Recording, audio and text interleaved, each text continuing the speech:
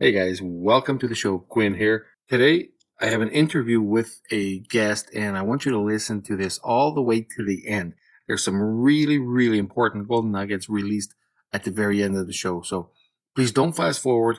Listen to this. It's a fantastic interview, a lot of information, and like I said, some golden nuggets right at the end. So check them out.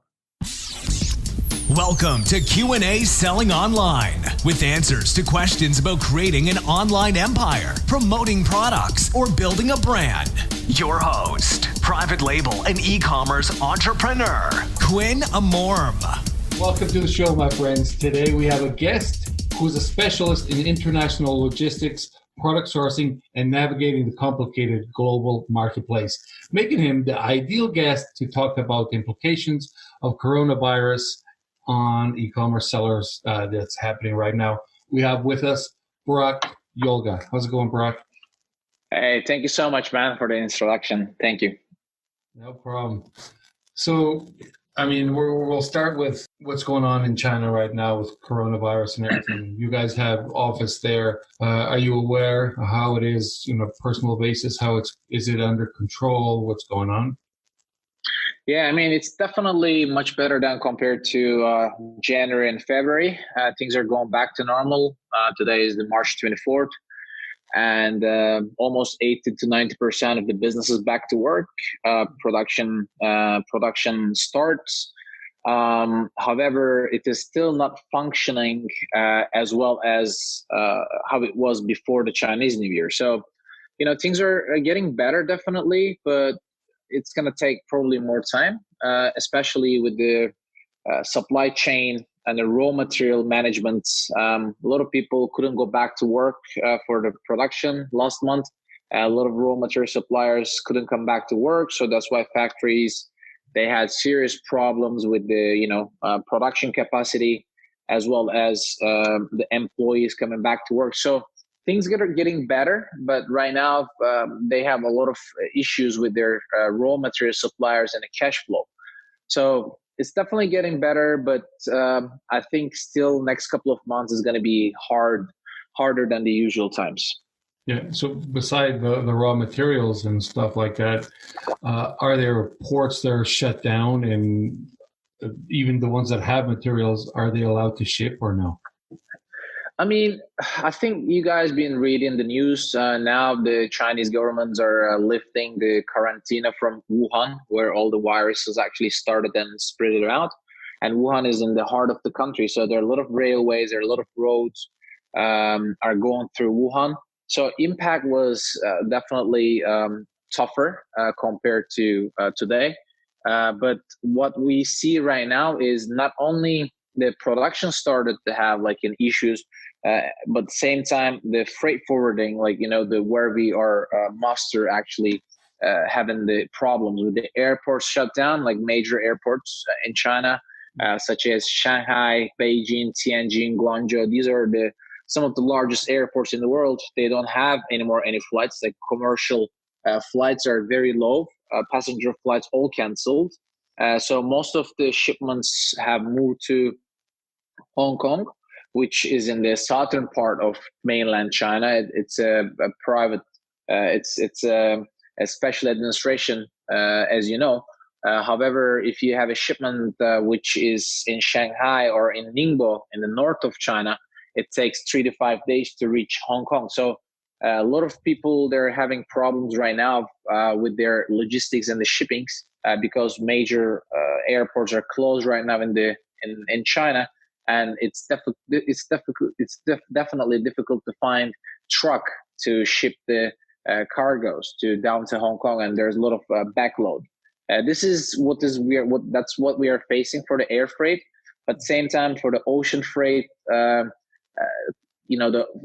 vessels, they don't find enough containers, so most of them they get canceled either way, or they delay. And there used to be, let's say, 4 to 6 shipments vessels leaving in a week. Now it went down to 1 or 2 because they cannot fulfill the capacity because factories didn't work last 2 to 3 months. So now air prices went up almost like 60 to 80% compared to China before the Chinese New Year. And sea prices are almost the same, but we are having problem with the capacity. And more importantly, they are rescheduling all the departure times, so it's affecting the arrival times. So now there are two impacts. One is the production, manufacturing side, and another is the shipping and logistics side. How about after everything is almost back to normal? There's going to be a lot of bottlenecks in production, and then after the production finally gets to catch up, all logistic providers are going to have that bottleneck too. Are you ready for that? What's going to happen? What do you think? Yeah, absolutely. But actually, most of the people, when they come back to, Chinese suppliers, when they come back to work the first week of March, they were kind of happy because, they kind of finished this quarantine. They start working, they start getting the orders. But now what happened with the rest of the world, actually, China is the seller side, but we are on the buyer side of the world, like Europe and US. So when it come to start production, everything kind of looked okay. 8 to 9% things are back to normal, even if we have some small problems. But now the buyer side are having problems. Like most of the European countries, the governments, they shut down the businesses. So those people who is going to place an order, make the deposit payment or make the balance payment to the Chinese factories, now they shut down. It's the same thing with the United States and Canada, like North America. We're having some issues right now where the businesses cannot place orders.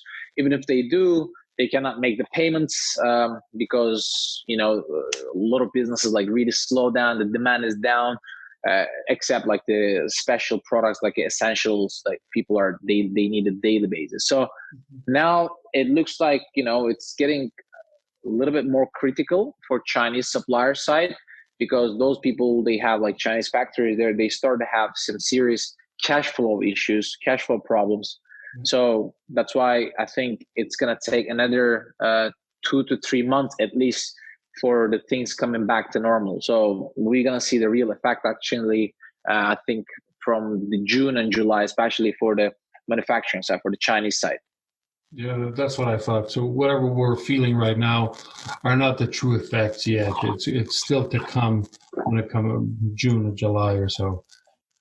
Yeah, absolutely. And, there are a lot of also Amazon sellers are having the problems with the Amazon now shut down the creating shipments. So a lot of people, even if they have product ready to ship or their orders are under production, so they cannot create orders, they cannot make the fulfillment. So this is another issue. So there are a lot of people, looks like they might be running out of stock as Amazon sellers. That's one thing that you really don't want to happen to you. But that's the fact right now, and we don't know how long that's gonna go longer. And another issue is even if you have stock in FBA, most of my friends or customers, they're having this problem now that Amazon is not giving priority to fulfill some of the product, let's say garden or patio or electronics.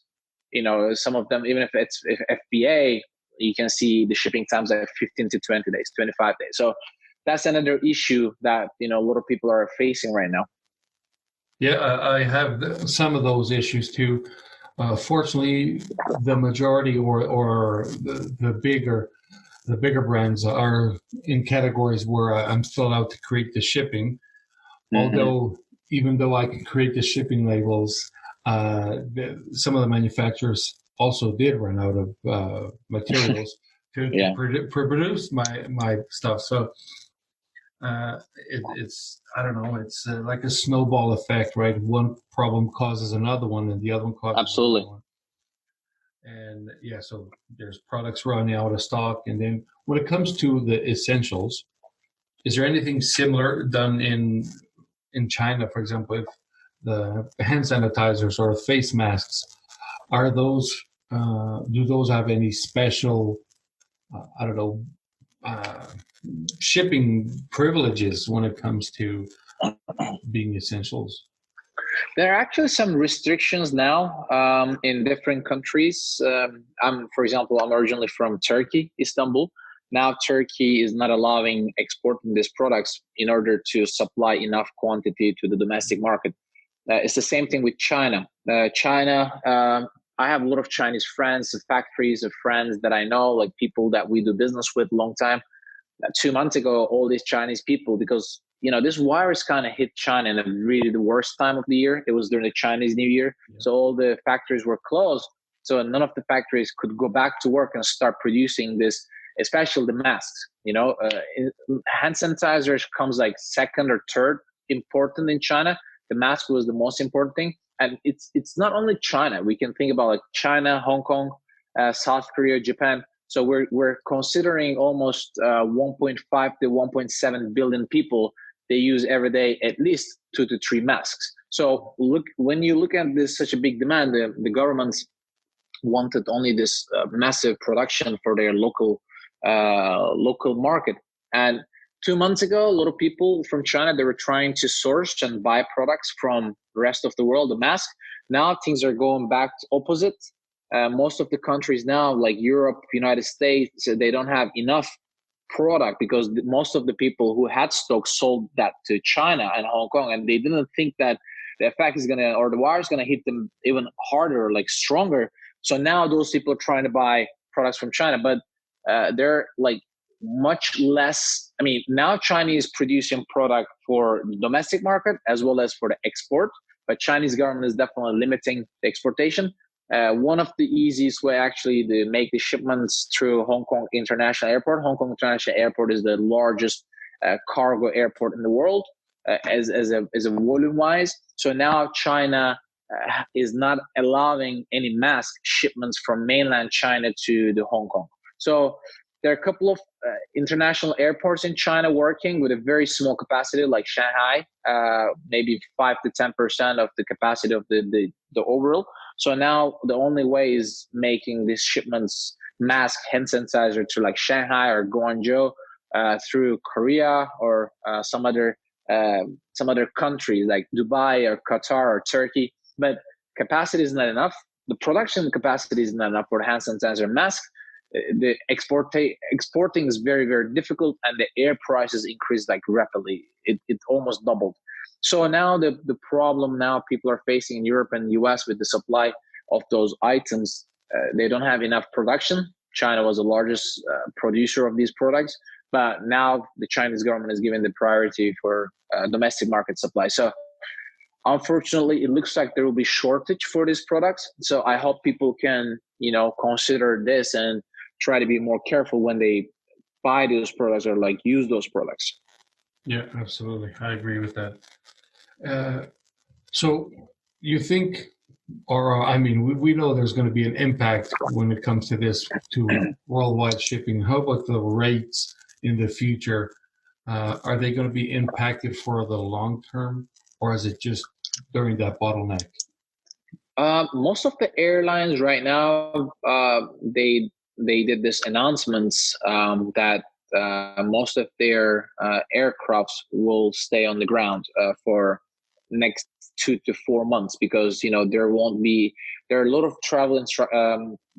travel restrictions globally, and the airlines is the one affected the most.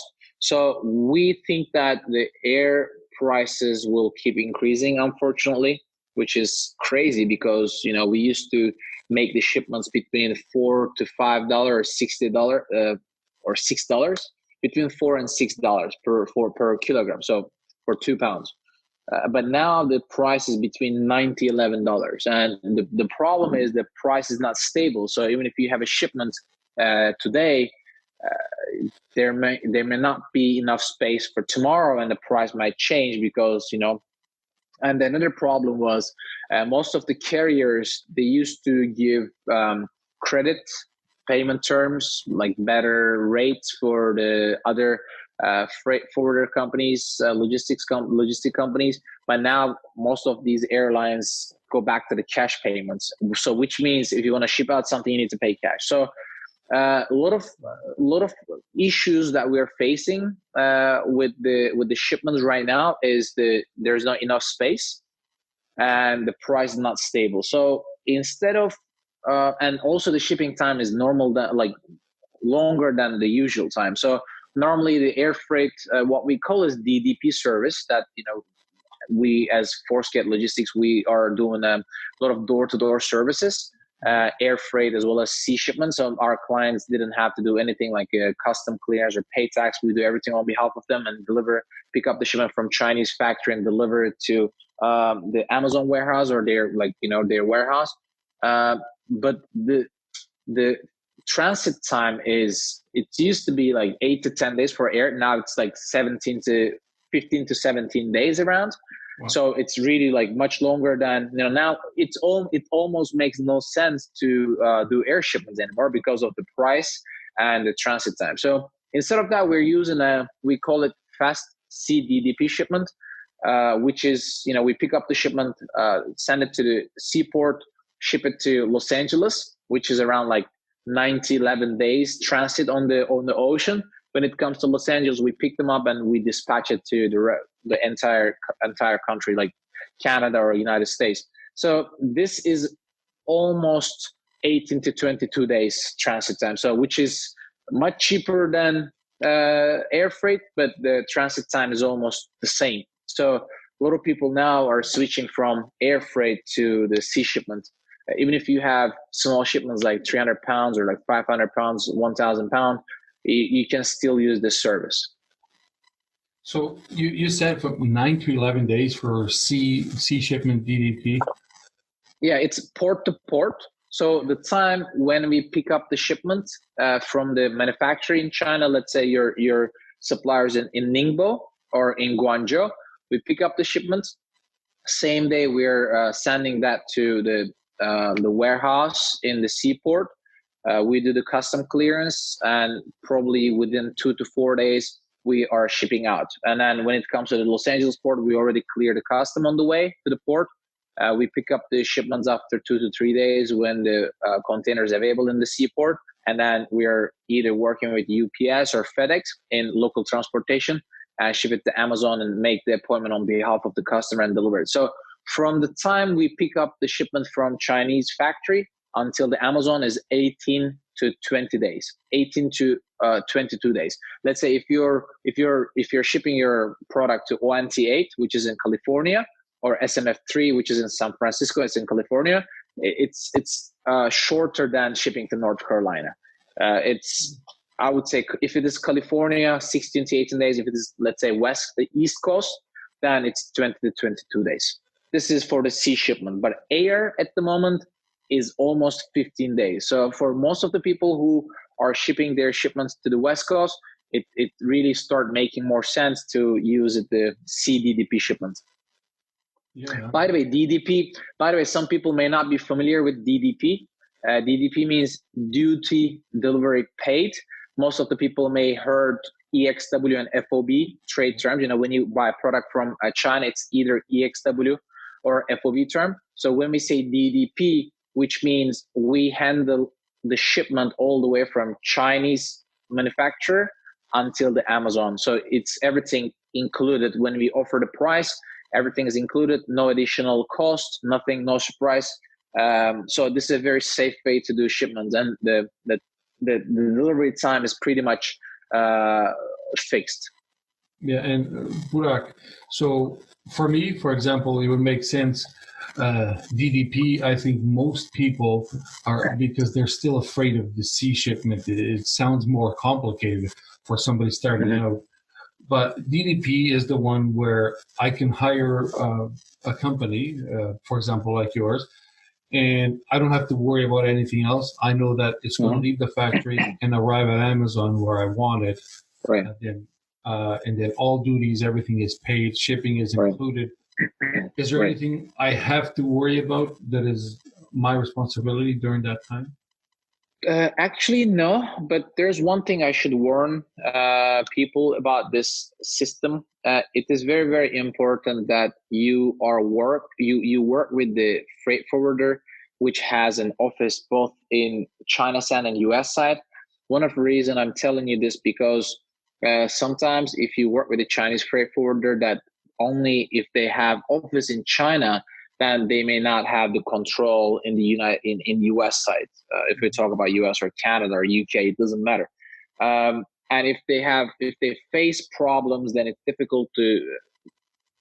it's really difficult them to handle and fix the problems. This is one thing that you should be careful. And most of the time, because they're offering a price but not include the local charges in USA seaport or local charges in China. There are a lot of hidden costs. So you need to make sure. I mean, I know I have a lot of good friends. They're in the freight forwarding business. They're honest people. They're good people. But sometimes there's lack of communication with Chinese freight forwarders. When you ask them the price, they tell you, okay, this is the price. It looks very cheap, but then there are some hidden costs. It can be tax, can be US local ports, or they forget to call you the truck. So if you're working with Chinese freight forwarders, you need to make sure, you need to ask them at least 2 times or 3 times, hey, is everything included in the price? The freight is included, yes or no? Yes. The local charges in the United States in the seaport, is it included? Yes or no? Is local delivery included? Tax included? Custom brokerage included? So basically, I think as a buyer, as a customer, you should be making sure that you're getting all the costs included in the freight. Because I have some friends that they agree with the freight forwarder CIF, which means it is delivered until the destination seaport. It may be a little bit complicated for the people who are not in this business, but it means that you're responsible rest of the shipment. So you're responsible for custom clearance, you're responsible paying the destination custom fee, the tax, the local delivery. So you need to be very, very sure and clear, hey, is this price include everything, all the way from the factory to the Amazon? They say yes or no. You need to be very sure about this. Otherwise, you might have some really bad spreads, because a lot of people, when they start selling Amazon or while they're selling in Amazon, one of the most important things is what is your ROI?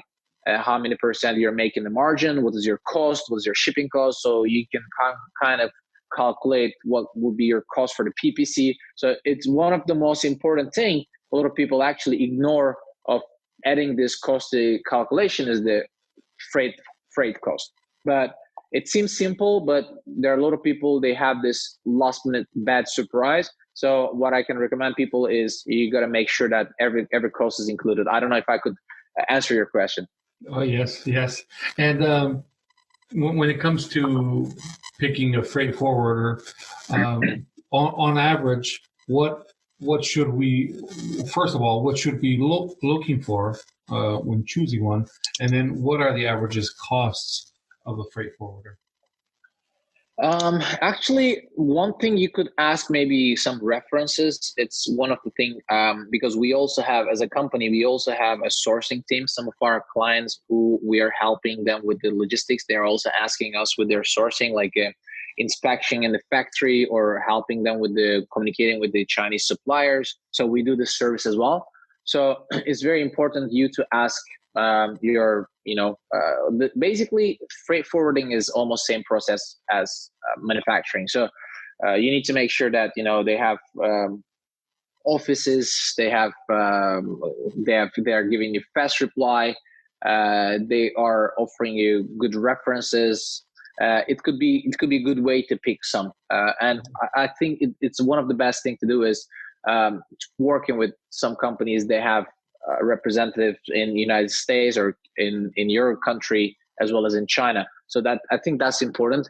And another thing is really important in this business is not only the price. I know that a lot of people are price sensitive, but some of the freight forwarders in China, I exclude the good ones, but they're playing with the HS codes, which means the HS code means every product has a custom code where you can see and track how much is the tax you need to pay, like how many percent. So one of our friend, our old client, they told us, hey guys, you're offering really high price, so I have to switch to this supplier, this freight company. I said, okay, but I don't understand the calculation, how they can offer you such a low price. But turns out, instead of instead of declaring the product what it is, they declare something else with zero tax, which number one is illegal. I highly recommend people to check with their freight forwarder how they're declaring the product value or cost, or what is the HS code they're declaring in the custom. So because eventually you're the one who's going to have like a problem getting the fine or penalties from the custom, or more importantly, your product can be taken away by custom, or the custom may destroy your product, or they may deny it. So it's very important to understand if they're offering, I'm sure a lot of people, they're getting price from 2 to 3 different freight forwarders. And if one of them is giving you, let's say, $1 per kilogram, and there is giving $1.5 per kilogram, and there is even $2 per kilogram, there must be a reason. So you need to be cautious about that. You need to, I'm not saying you need to worry about every price you're getting, but I recommend highly people to get at least 2 to 3 different prices to compare and understand what is the reason one company is offering $1 per kilogram, let's say for the sea shipment, and others offering $2. Because the price gap cannot be this high in the sea shipments, for example, or the air shipments. So it's definitely what I can recommend is that don't go with the cheapest always. Cheapest doesn't mean safest. Some of the freight companies in China, they don't do insurance to the products. So if the product get lost, or if the product has some damage during the transportation, you may have problem to claim back this money from your freight forwarder. So it's very important to be very clear. The same thing that when you place an order, most of the people, they use Alibaba.com and see whether they're like a gold supplier or not gold supplier. They hire inspection company and send it to the factories to see if they're real or not. They do price negotiation. It's the same procedure actually. It's the same process. So you need to be very careful with the company that you're working with. Eventually, imagine you spend like thousands of dollars to manufacture a product, like produce the product, and want to ship it to Amazon. You wait like 1 month, 2 months during this production. You do a lot of labels or whatever, and then at the end, your product can be taken away by the customer. I mean, I don't want to sound like I don't want to scare people or whatever, but I'm just telling people that when they use the freight forwarder, they need to ask the right question and question what kind of price they're receiving and why is the price this way. Burak, that is like amazing advice about the harmonized codes, because I know it happens, and unfortunately, I lost one shipment years ago, and that could have been one of the causes. So, how do people make sure that these kind of things don't happen? It's just asking the questions and making sure that they're dealing with a pro. Mm-hmm.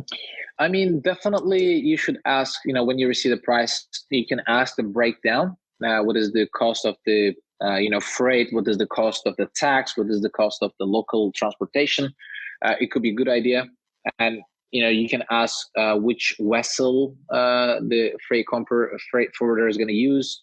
What is the local courier? So basically, with our company now, ForceGate Logistics, we are working on our online platform where people can track their shipments from the first day from the pickup till the Amazon delivery. Mm-hmm. So if you can find the freight forwarder who has this kind of solutions, it's definitely better for you.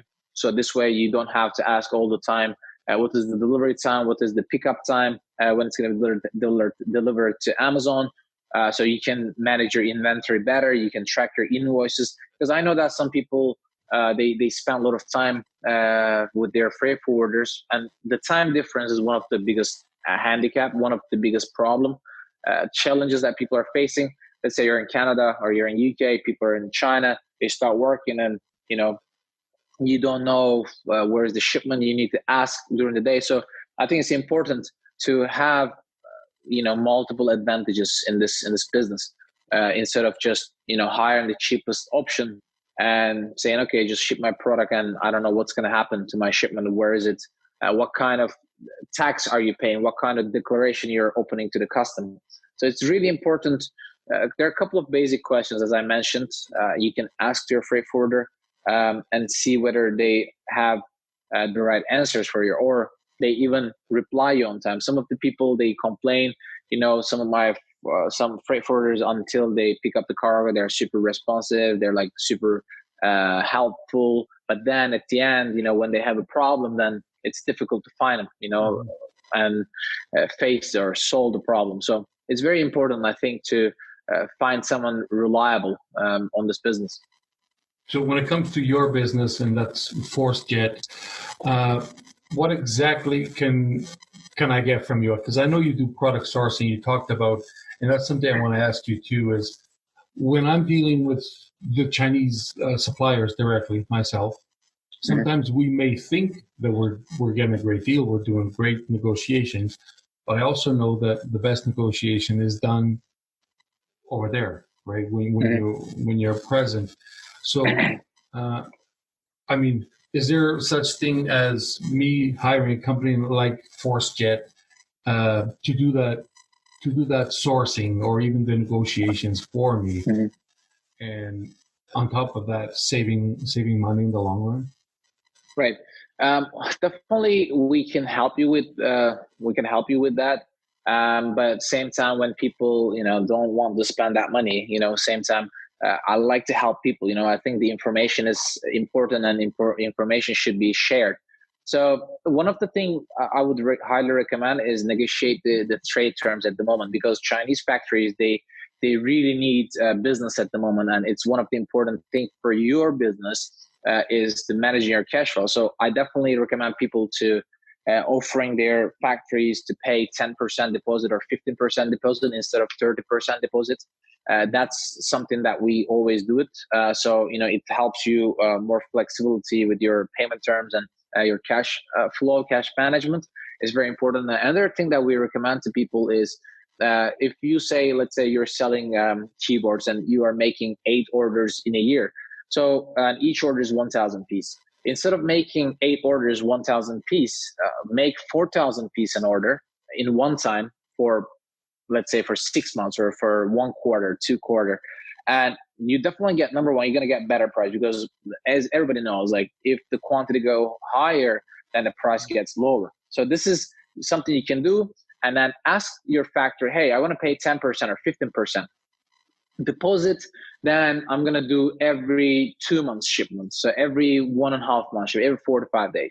So the more you ship, you pay for the amount that you ship. The rest of the quantity will stay in the factory's inventory. So you don't have to put all the cash down. You get a better price. You don't have to pay so much storage fee in your garage, or you don't have to ship it to Amazon FBA directly. So, and then if you want to run, let's say, campaign, you want to kick in your ranking, or you want to do some different strategic giveaways. So you're afraid that if you will be out of stock, so then you don't have to worry about it, because you already have more stock with your brand and back in China. So anytime you want, you can ship it by air or sea. So this way you can also save some cost on shipping, because you don't make the shipping the last minute. So you can book everything in advance, get better price. So the time when you complete the last purchase of that order, then you can pay everything, all the balance to the factory. So they're happy because they secure the business. They give you better price. You get a better price. They get their money every month, every 45 days. So this way, they have the cash flow, and then you also have a big advantage in your competition, because you know that you have ready stock. So you kind of secure yourself that you're not going to run out of stock. So it's one of the strategies what we are using for my clients. I think a lot of people can do that also. And if you don't know how to do it, we can help you with with the negotiation with the factories. But this is one maybe a small idea for your audience. You know what? I was just thinking that alone made everything worth it, because that kind of tip can save people so many thousands of dollars in doing something that is so simple, right? It's talking to your supplier.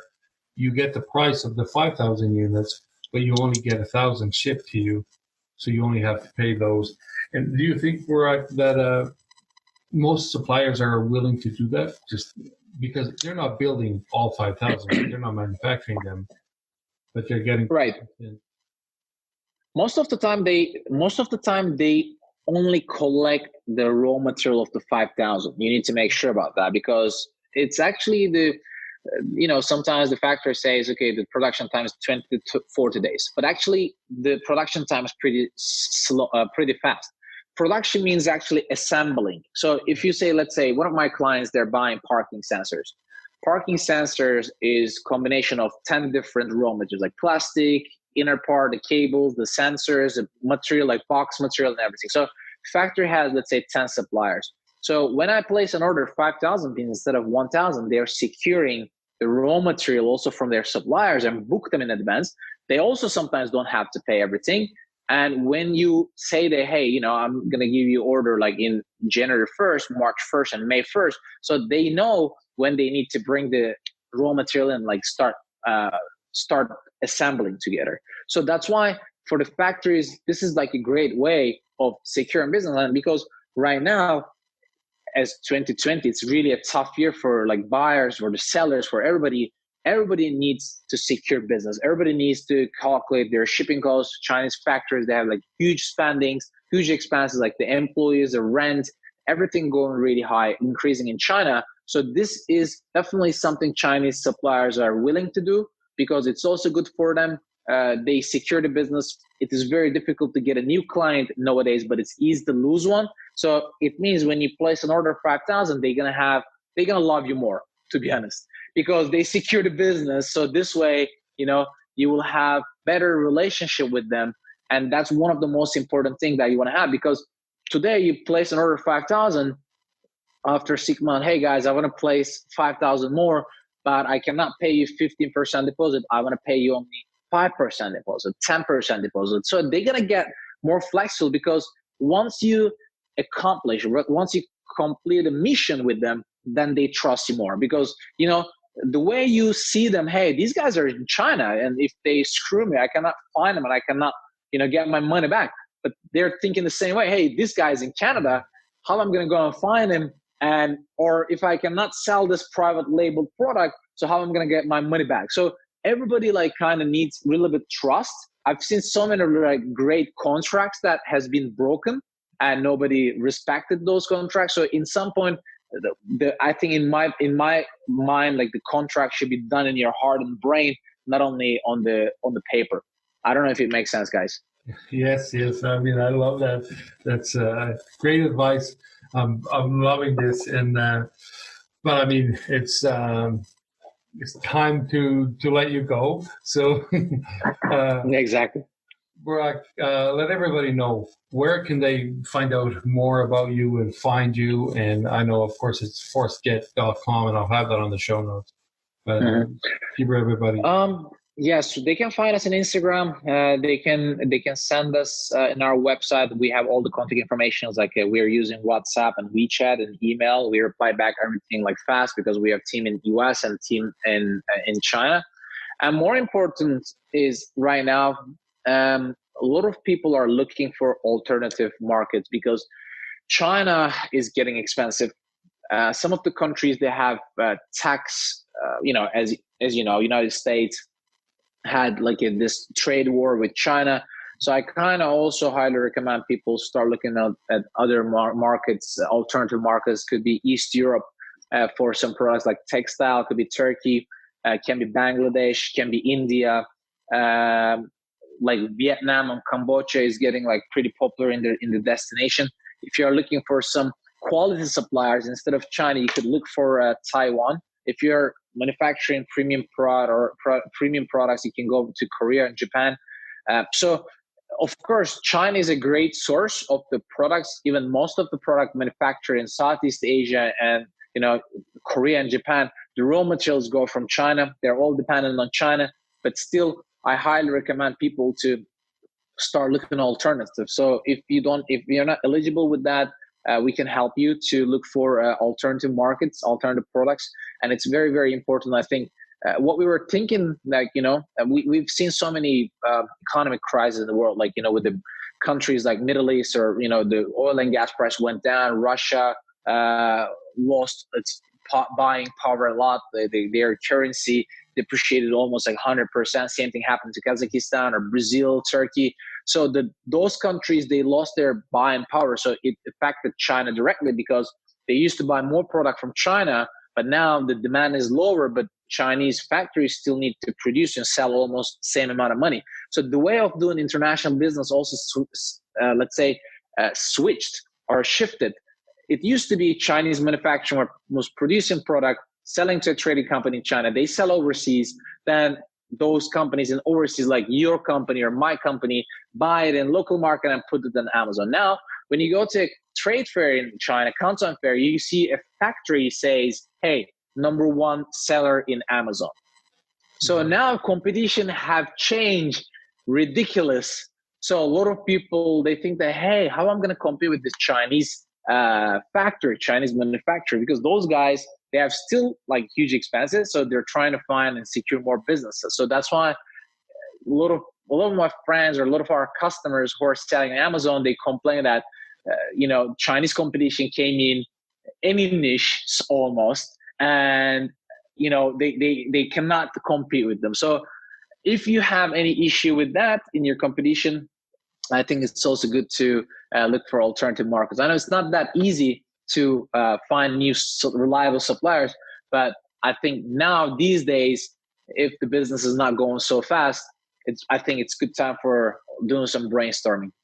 Absolutely. I know I suffered, pardon me, I suffered from that when it came to selling on eBay, when, all the Chinese sellers start selling directly on eBay. And of course, there was no chance to market your own stuff. So I left eBay because of that.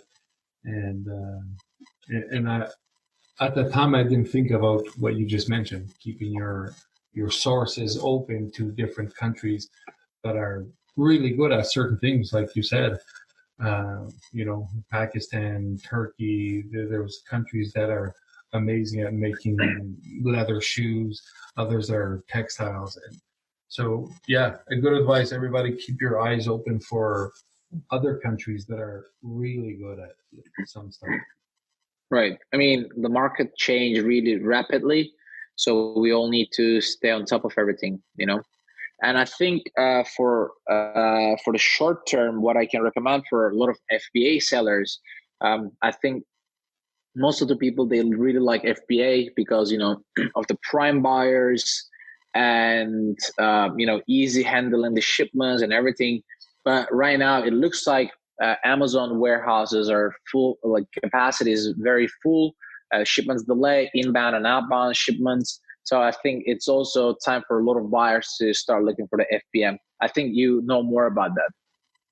Yes, we started looking about that since last week too, because Amazon, there's certain products that they will not be receiving, like you said. I mean, they will be receiving everything, but they won't allow people to create new shipments. So everybody should be aware of what you have. If you have something in stock locally, start getting it to FBM, shipping yourself. Unfortunately, if you're selling in Canada to Amazon Canada, shipping is insane. So it will not be worth it. So make sure you look for those things as well. Right. By the way, we have warehouse solutions in the West Coast and the East Coast. If any of our audience, they need storage in Los Angeles, like in California or West Coast, we have storage in New York and Miami as well as Los Angeles. So it's something that you can keep it in mind, because it looks like this FBA issue might continue next several weeks. It looks like. Yes, it will. So everybody, check out Burak's company at forcejet.com. He will be also on the show notes. And Burak, thank you so much, man. It was a pleasure. And this was really, really interesting. It was gold. Thank you so much for the opportunity. And I hope everybody stays safe during this time, and, everybody secure their business, and hopefully we're going to go to a better days soon. Very good. Thank you. Thank you.